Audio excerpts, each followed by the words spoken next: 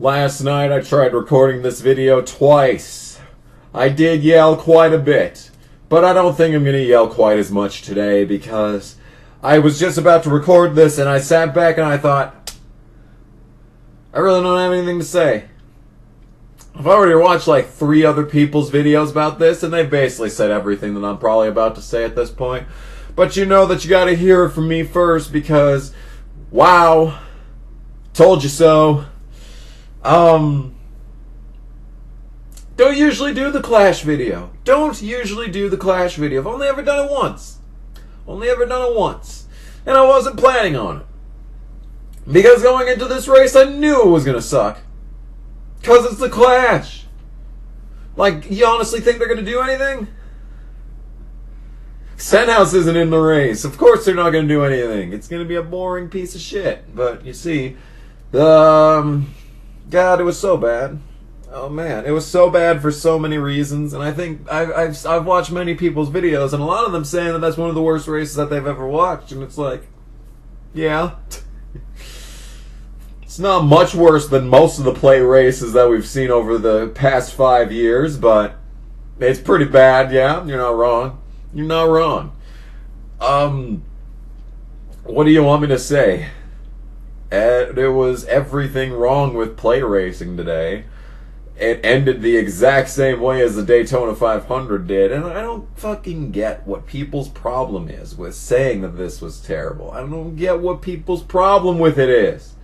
Because it was just as stupid last year's Daytona 500 as it was yesterday. It's just as fucking dumb.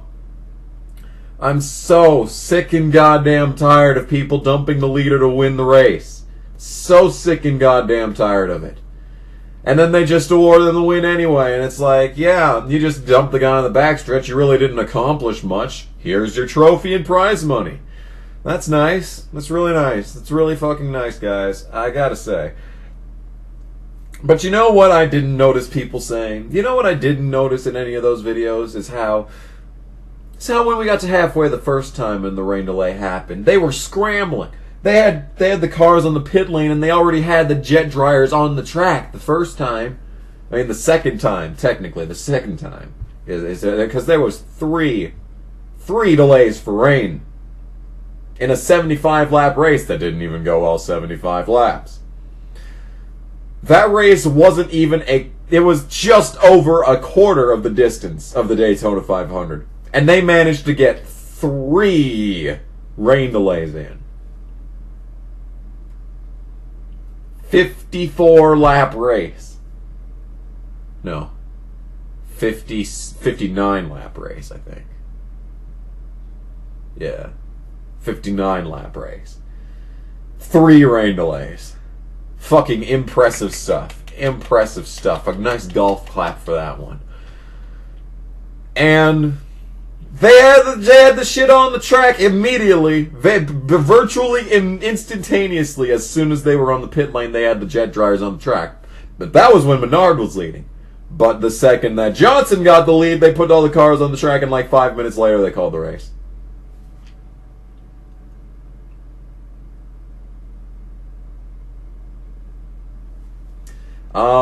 That was like the 2017 All-Star race. That was just about as bad. That was one of the worst races ever run in NASCAR history. And this is right up there with it because it was the same spirit. Except you kind of had to think that this one's worse because they actually could have made moves over the course of the race, but didn't. But then again, you have to kind of ask yourself the question which was worse because they could make a move in the Daytona race, but they didn't. But does that honestly make it worse than a race where they physically could not make moves? Like, even if they tried, they couldn't make a move in the All-Star race in 2017. So is that better or worse than actually being able to make a move but not making the move? It's the driver's fault in this race, but it's the car's fault in the other. And to the same extent, it is the car's fault because it's impossible to make moves anyway without 15 other cars helping you. But, you know, there were other cars in the field that could have tried and made moves. We saw it on lap 3. We saw it on lap 3 that you could make moves. At least at that point in the race.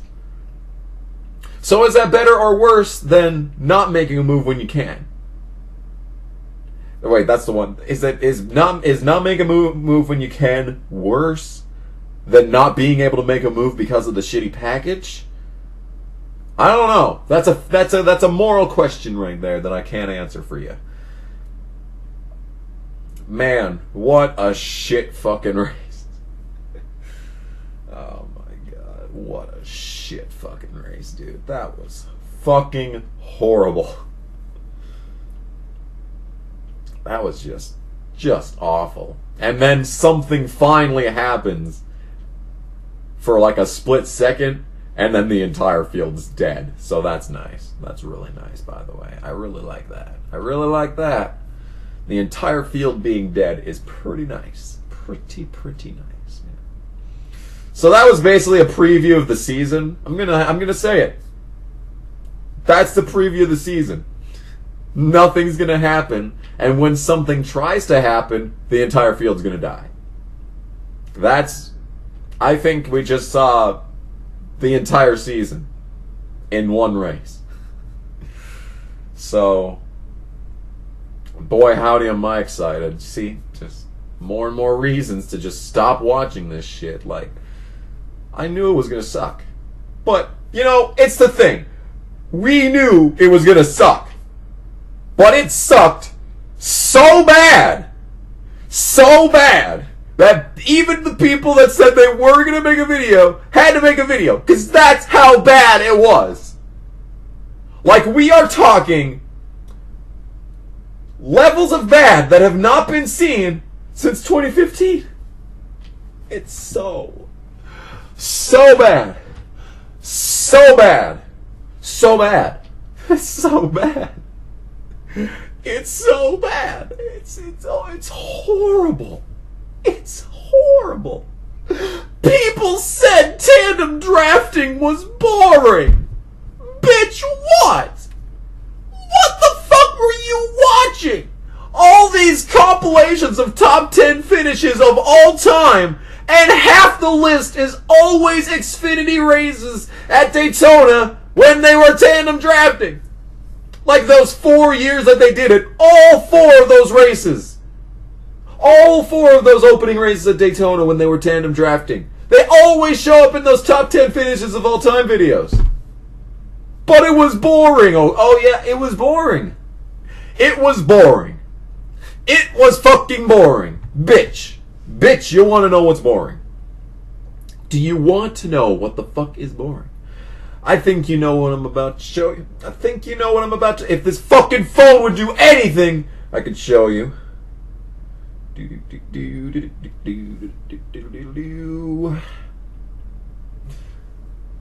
That for 2 hours.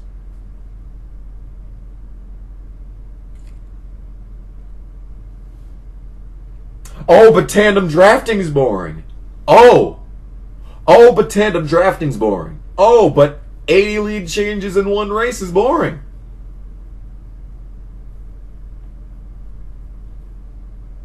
And the only thing that even made this race even interesting for even a millisecond was when they came down before the competition caution. But you can't do that. You can't do that in the 500 because they closed pit road. The only thing that made this race interesting was that. And it's a thing that you can't even do in the regular race.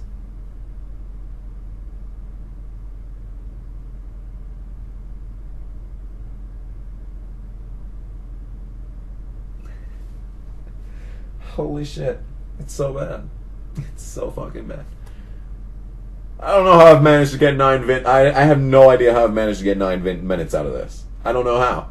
Because there's just nothing to discuss other than wow. Wow. I can't even think of any other words. I mean, obviously I have, because this is 9.5 minutes long, but I just can't. I just fucking can't. I wanted to be happy yesterday. I wanted to be happy yesterday. I wanted to. I really wanted to be happy yesterday. Is the entry list for the truck race out yet? I have to see Corbin on that list. That's the only thing that's going to make this week worth living for.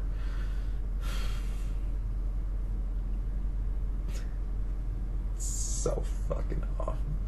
It was so awful. It was so awful. So awful. Like, there's no words. No words. It's so bad. And that's the entire season. That's the entire season previewed right there. Nothing's gonna happen this season. Oh my God, St. Pete. Save us, IndyCar. Give me something to fucking watch. Show me a race, goddammit! Fuck me! Anyway. I'm watching the 500 because Casey is in it, but Atlanta's gonna fucking blow ass, and I'm sure Las Vegas is gonna be no better. Like, it's not fucking worth it. It's not worth it. Well, looks like I gotta change my shirt. It's not worth it. It's not fucking worth it. Why? Why do we even fucking bother, you know? Anyway, yeah, that's the video. Thanks for watching. Bye.